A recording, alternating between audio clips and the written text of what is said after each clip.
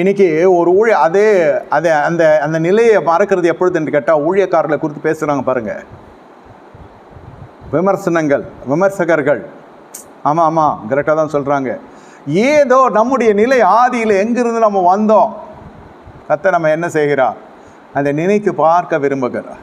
ஆண்டவரே, என்ன வியாதியிலிருந்து நம்ம விடுதலை பெற்றவங்க இருக்கிறாங்க, பாவத்திலிருந்து விடுதலை பெற்றவங்க இருக்காங்க.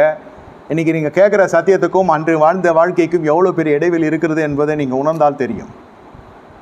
ஆண்டவரே, என்ன நினை தெரியலீரே, அது அணுதுன்னு நினைக்கிற ஒரு இடம்தான் கர்த்தர் சமூகத்தில் ஆதி அன்புக்குள்ளே நீங்கள் காணப்படுவீங்க.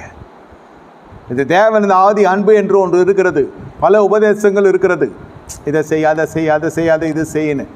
ஆதி அன்பை நீங்கள் பயிற்றுவிக்கிற அந்த உபதேசம் உங்கள் ரத்தத்திலே ஊறி இருக்கணும். இது சபையில் நீங்கள் இருந்தாலும் சரி, இல்லை சபையை விட்டு போனாலும் சரி, உலகத்தில் எந்த இடத்துல சபை விட்டு போனான்னா என்ன வெளிநாட்டில் போய் வேலைக்கு போனாக்கா சொல்கிறேன். அதனால தான் எல்லோரும் அங்கேருந்து இங்கே கனெக்ட் ஆகுறாங்க. இந்த ஆதி அன்பில் ஊறப்பட்டபடினால இந்த சத்தியத்துக்குள்ளே கனெக்ட் ஆகுறாங்க. It's only anointing connects, not the man. மனுஷர்களால் இது இணைக்கப்பட்டதல்ல, கர்த்தருடைய ஆவியினால இணைக்கப்பட்டது. பாருங்கள், எங்கே இருக்கிறது? அற்பமாக எண்ணுகிறீர்களா? நம்ம கிட்ட ஏதோ இருக்குது, அவங்க கிட்ட இல்லை. அந்த சூழ்நிலை கர்த்தர் உருவாக்குகிறார். உன்னை கர்த்தர் கனப்படுத்த விரும்புகிறார். என்னை கர்த்தர், நம்மை கர்த்தர் கனப்படுத்த விரும்புகிறார். அவங்களுக்கு இல்லாத ஒன்றை கர்த்தர் உங்களுக்கு கொடுக்குறார். அவர்களை பார்க்கிற பார்வை எப்படி இருக்கிறது? எப்படி இருக்கிறது? உங்களை நீங்களே சோதித்து பாருங்கள். உதவி கேட்டு வரவங்களாக இருந்தாலும் சரி, அது எனக்கு புரிகிறது. உங்கள் உழைப்பெல்லாம் அவங்க ஒரே நாளில் வந்து உறிஞ்சிட்டு போயிடுறாங்க அப்படின்றது புரியுது. ஆனால் அதுக்கு முன்ன நம்ம ஆதி அன்பில் இருந்தால் அந்த அற்பமாய் பார்த்து நம்முடைய வாழ்க்கையை வனாந்தரமாக்கி கொள்ளக்கூடாது.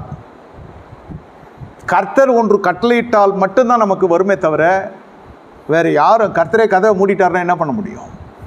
இது கர்த்தரையே கிரியை செய்ய விடாது செய்கிற குணாதிசயம், இது பொல்லாத குணாதிசயம். அதனால தான் சொல்ல, மனம் திரும்ப. நீ மனம் திரும்பாத பட்சத்தில் உலகத்தண்டை நான் உன்னில் நீக்கி போடுவேன்.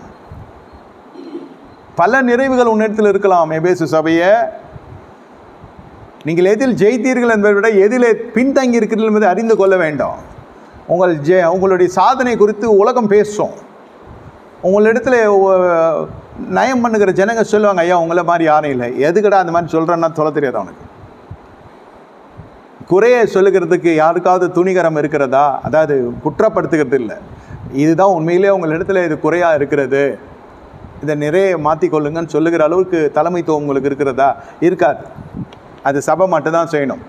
எல்லா சபையும் செய்தான்னு நானும் தெரில. ஆனால் இது சபை மீது விழுந்த கடமை, பலிபீடத்தின் மீது விழுந்த கடமை.